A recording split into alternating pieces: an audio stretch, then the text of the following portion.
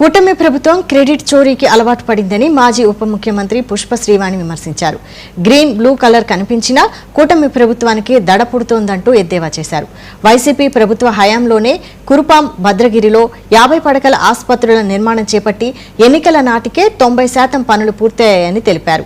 అయితే ఇప్పటి వరకు ఆసుపత్రులను ప్రారంభించకపోవడం దుర్మార్గమన్నారు.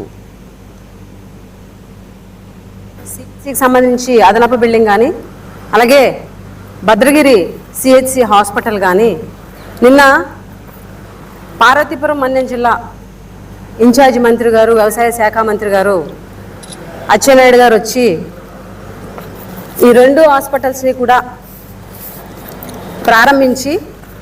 ప్రారంభించినటువంటి అనంతరం మంత్రి గారు మాట్లాడుతూ కొన్ని వ్యాఖ్యలు చేయడం జరిగింది. వ్యాఖ్యలు చేస్తూ గుమ్మలక్ష్మీపురం మండలంలో భద్రగిరి హాస్పిటల్ని ఉద్దేశించి ఈ హాస్పిటల్ని చూస్తే ఇది గవర్నమెంట్ హాస్పిటలా లేకపోతే ప్రైవేట్ కార్పొరేట్ హాస్పిటలా అని తలపించేలాగా ఉంది అని చెప్పేసి, మా ప్రభుత్వంలో వైద్యానికి ఎంతో ప్రాధాన్యత ఇస్తాం కాబట్టి ఇది మేము నిర్మించి ఇక్కడ ఉన్నటువంటి ఆదివాసీలకు అంకితం చేస్తున్నామని చెప్పేసి అచ్చెన్నాయుడు గారు చెప్పడం జరిగింది.